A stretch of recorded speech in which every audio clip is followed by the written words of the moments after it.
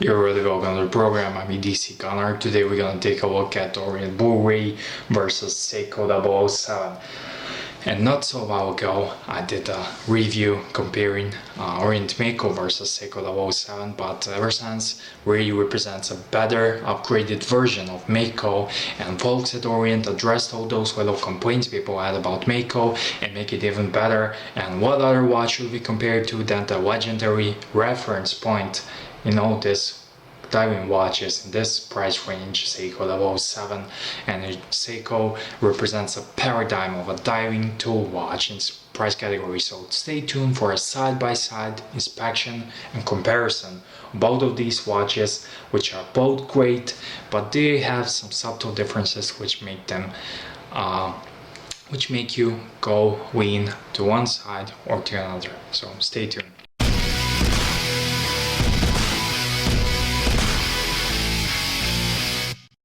Well, the main reason I want to put this video out there is that I want to show you guys, maybe you are searching for a nice summer automatic diver watch and you narrow down your choice down to these two pieces, and just want to give you a little help and hopefully insight on which one you like the more. When I was looking to buy Mako and deciding should I get Orient Mako or Seiko SKX, I couldn't really find any useful side-by-side comparisons because there were separate reviews but never really show next to each other, and that was the only thing I really wanted to see. So when I got the Mako, I got the Seiko. Like you can see, I did a video comparing Orient Mako versus Seiko, and you can find that video, just type into YouTube Orient Mako versus Seiko EDC Gunner, you will find it. But ever since Orient came out with the Orient Ray, and it's basically Mako upgraded. It's all those little complaints people had about Mako, they are addressed, and now the choice is even harder. So first thing, when you take these two watches in the hand and you see them, first thing you notice is the color. Obviously the Orient Ray is blue one and Seiko is a black Seiko, and Orient does offer black gray and orange version as well, but if you're gonna get Ray, I recommend getting blue one. First, this blue one appears in most of the conditions appears black, but it gives you really nice surprise when you take it to the sunshine or at the evening on different lights, exposures and angles, and its style is the main star of this watch and star of the show, because it's dark blue, but it shimmers when you turn it around to different light angles, versus the dial on the Seiko I hope you can see this nicer, is the dial is the dark gray, it's charcoal gray.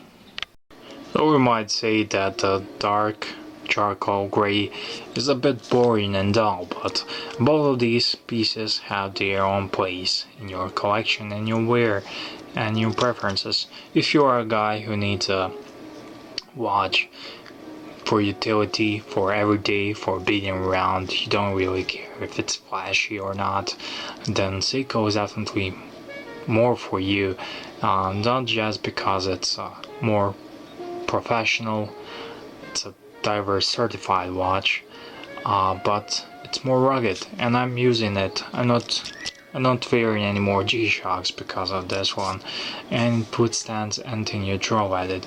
While on the other hand, Ray, just one nice looking watch, looks more than it really is. It looks much more expensive, and people will definitely glance at your wrist, look at it, it will attract attention.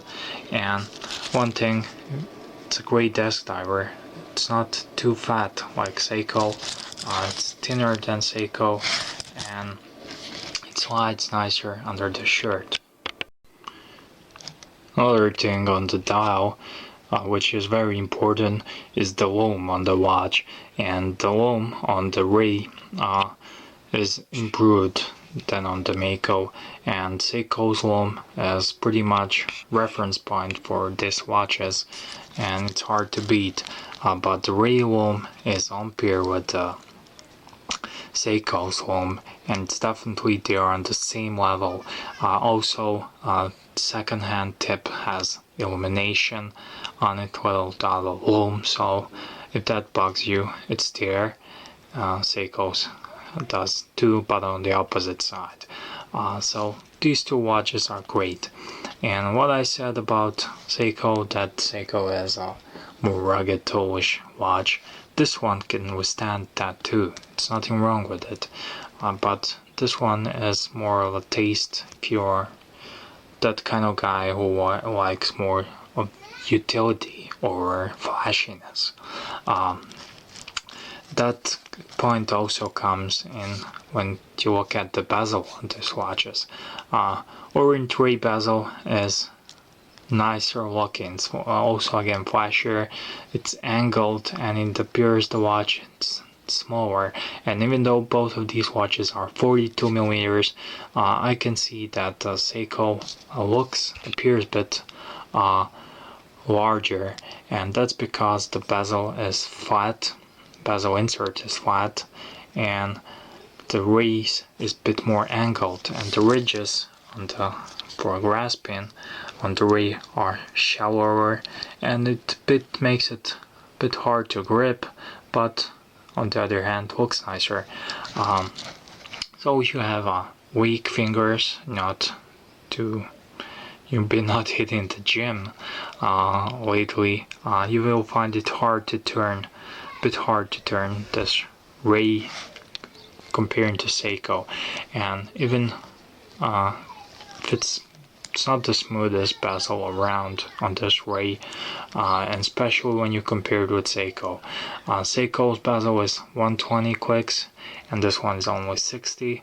Everything is aligned perfectly on both of these watches, but you definitely can notice the difference of easiness and smoothness in turning this Seiko bezel, and it just gives you the feel of the true instrument rather than just looks. And in terms of quality, stainless steel cases and movements are pretty much similar. Seiko is powered by 7S26 movement, which is basically a entry-level workhorse movement. Can withstand a lot. It's pretty accurate. Orient movement is also great, and I must tell you, movement in Orient I prefer it more.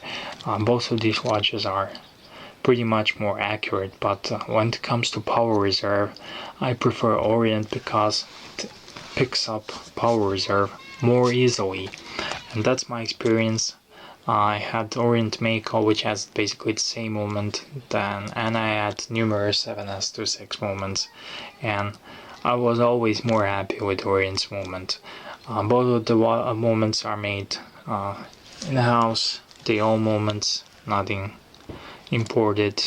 That's great about these watches, and that's why they are such a good value. The lug width on these two watches is 22 millimeters, and when it comes to flashiness, both of these watches are brushed from upper sides, and from the sides they are polished. Bracelet on Ray is better than on Seiko because it has a solid links and it's polished from sides. And on Seiko bracelet, I must tell you, this is not fabric Seiko bracelet. This is aftermarket. I put it there. Seiko bracelet is Jubilee one with folded links, and it's not very of a good quality like the rest of the watch, but it's very comfortable, people say. Ray's bracelet is bit different than on Meiko's as well, and does not have solid end links, but it's not an issue for me. What is different than on Meiko, it has this two polished lines, and it contributes to overall flashiness of the watch. It's a really nice touch. The clasp here is also nicer than Seiko. I don't have, this is an aftermarket one. I got the Seiko on a rubber, so but standard clasp has a nice Orient logo, which is also, I believe, nicer than that. When it comes to case backs, you can see Ray here has two dolphins or two Mako sharks, I'm not sure, but it's laser edged and it looks rather nice. But when you compare it to Seiko's, I think, in my opinion, Seiko wins this battle here because it's not laser edged, it's nicely milled in, machined in, and has this famous Seiko tsunami wave or whatever. On the case backs, Seiko looks nicer, but on the dial front, Orient 3 is more flashier watch, it looks more expensive. That's what you're after, and will definitely attract more looks than the Seiko. But both of these watches are good value, and I'm not sure have I forgot anything. If I have, feel free to ask me. I mentioned everything pretty much. Ray has two crowns. Actually, this is a date pusher, but it's screw in and screw in, screw in. Overall, like you can see, I like these watches both, and I got them both, and I recommend buying both of these watches, and they do have a place in your collection. Both of these, and you will probably wear them the more. Right now I'm giving a Ray more wrist time because I got it lately, but Seiko got a lot of wrist time, and these watches are just great and amazing, especially for this price point. Ray is a bit cheaper than Seiko, but it's understandable because this is a certified diver, this one is not, but in terms of quality you cannot fault anything, and especially with improved loom and all these little things like loomed second hand. Ray represents great choice, and Seiko as well, and I don't know what else to say really. Both watches are amazing and recommended. If you don't know, if you want to have a flashy watch which will maybe impress more girls and attract more looks, and you want to appear to have spent $1,000 on a watch, then maybe Ray's for you. Seiko is nice. Just gonna give you quick wrist shots.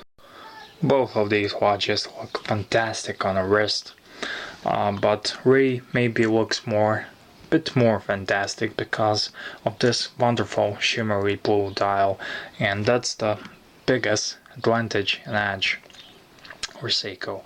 And in conclusion, I think the Ray is more of a fancier watch than Seiko, and if that's your thing, get Ray. If you want a more rugged watch, and get Seiko, even though this fancy fella here can match all this ruggedness from Seiko and at the same time look good as well. And you can see it hugs the wrist very nice. And someone asked me not so long time if it's too small for a smaller wrist. I don't think it should be small. If you have a smaller wrist, the watch appears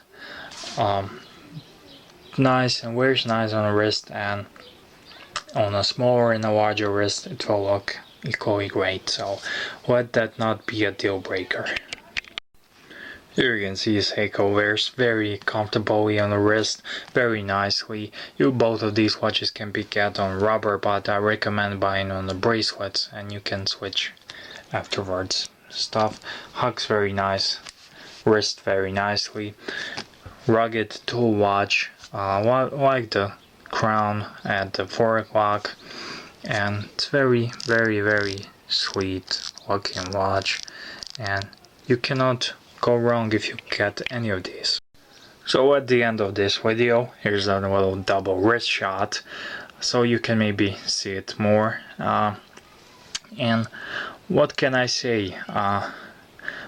Best advice I can give you is buy the one you like the more, and whatever watch you're gonna buy the one you like. In terms of quality, I cannot say this one's better than this one, or this one is better than this one, because they're pretty much up there in terms of everything but the looks. So if you like this one, ray blue color, stunning blue, well, get it. If you like utility, rugged look, and get Seiko. Seiko also has much more history. It's been in the movies as well. But see for yourself. Whatever you like, you cannot go wrong. Ray's a bit cheaper, so it can also be a turning point, but I think you will buy them both sooner or later. So, but which one to get first? The one you like more.